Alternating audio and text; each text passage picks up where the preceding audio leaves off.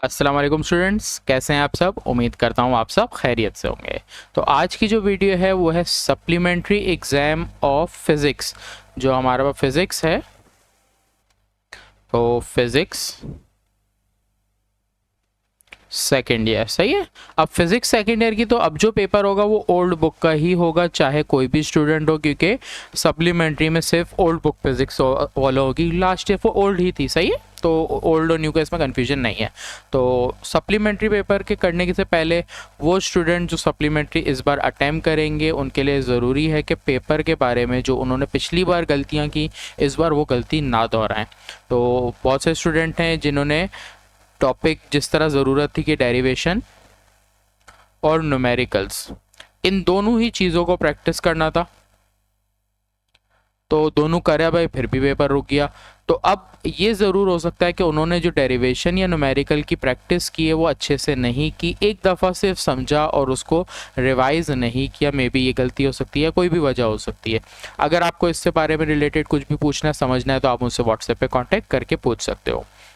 अलबत्ता अभी के लिए मैं आपको वो मोस्ट इंपॉर्टेंट टॉपिक और तरीके से बताऊंगा कि आपने अगर पेपर पास करना है तो प्रॉपरली तरीके से चैप्टर वाइज चलना है। जिन चैप्टर की वेटेज ज़्यादा है उन चैप्टर को उतने टाइम देना है, जिन चैप्टर की वेटेज कम है उनको टाइम कम देना है।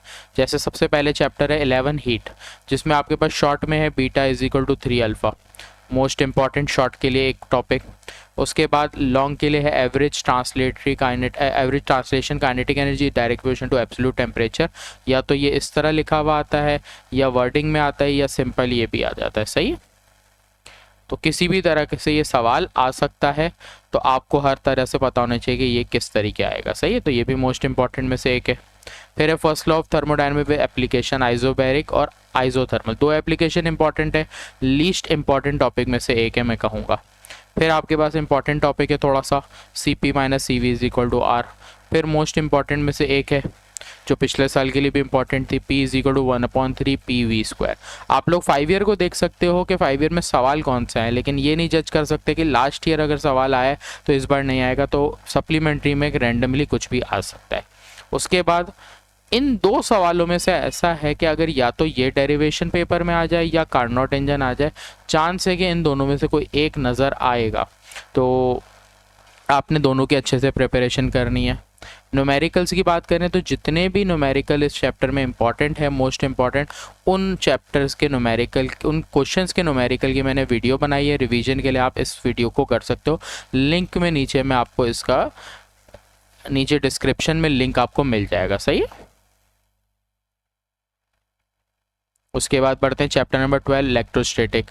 अगर इलेक्ट्रोस्टैटिक पे जाएं तो ज़्यादा इंपॉर्टेंट चीज़ें इसमें नहीं है, लेकिन अगर इंपॉर्टेंट जो आनी है वो कम चीज़ें, जिसमें से गॉस लॉ और उसकी एप्लीकेशन है, थिन शीट और स्पेयर, कोई भी एक आती है, दोनों कभी भी नहीं आती। इन दोनों में से एक या तो एग्जाम में ये आ जाए, या चांस है कि कंपाउंड कैपेसिटेंस वाली जो डेरिवेशन है वो आ जाए।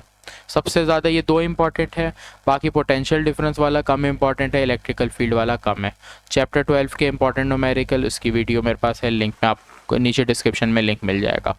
चैप्टर 13 की अगर बात करें तो इससे आप सिर्फ न्यूमेरिकल कर लो, आप पूरे चैप्टर की थ्योरी को छोड़ दो, आपका ये चैप्टर यहाँ से निकल जाएगा न्यूमेरिकल में से, सही, क्योंकि न्यूमेरिकल इस चैप्टर से आते हैं। चैप्टर 14 की अगर बात करें तो चैप्टर 14 में टॉपिक्स हैं लॉन्ग के। आप लॉन्ग के टॉपिक को अच्छे से कर लो, जितने भी आपको यहाँ पर नज़र आ रहे हैं, जिसमें से सबसे ज़्यादा इंपॉर्टेंट एम्पेयर लॉ है या जे थॉम्सन है। अगर आप चांस लेके करना चाहो तो ये दो करो, अभी काफ़ी टाइम है, अगर स्टूडेंट जल्दी शुरू कर देते हैं तो सही है, तो ये सारे टॉपिक कर सकते हैं। और अगर टाइम कम होता है तो फिर आप लोग ये टॉपिक को छोड़ सकते हो, लेकिन चांस है कि इनमें से कोई आ जाए। चैप्टर 14 के न्यूमेरिकल्स हैं, इनकी भी एक वीडियो है, एक वीडियो के अंदर सारे चैप्टर के न्यूमेरिकल को कवर किया है। चैप्टर नंबर 15 सिर्फ और सिर्फ लॉन्ग के लिए इंपॉर्टेंट है, गैल्वानोमीटर में आप ये करोगे और बाकी न्यूमेरिकल इस चैप्टर के करोगे, सही। चैप्टर 16 की अगर बात करें तो 16 नॉट शॉर्ट के लिए इंपॉर्टेंट है, सिर्फ ओनली शॉर्ट, सिर्फ और सिर्फ इस चैप्टर से शॉर्ट आते हैं, तो ये सारे याद करने वाले सवाल हैं, इसको करोगे। चैप्टर 17 में दो टॉपिक हैं, इन दोनों में से कोई एक पेपर में आएगा। चैप्टर नंबर 18 की बात करें तो चैप्टर नंबर 18 में बोहर एटॉमिक थ्योरी, रेडियस है, वेव नंबर है और फ्रीक्वेंसी है। इनमें से कोई एक टॉपिक आपने लाजमी करना है। चैप्टर 17 के न्यूमेरिकल हो गए, चैप्टर 18 के न्यूमेरिकल हो गए। चैप्टर 19 की बात करें तो चैप्टर 19 में शॉर्ट के सवाल हैं और न्यूमेरिकल मोस्ट इंपॉर्टेंट है कि 100% चांस जैसा है कि इस चैप्टर का एक न्यूमेरिकल देगा, इसलिए न्यूमेरिकल चैप्टर नंबर 18 और 19 दोनों के नहीं छोड़ोगे, दोनों से एक एक न्यूमेरिकल आता है। चैप्टर 20 में एक शॉर्ट विल्सन क्लाउड चैम्बर है और एक जैगर मल्टी काउंटर है।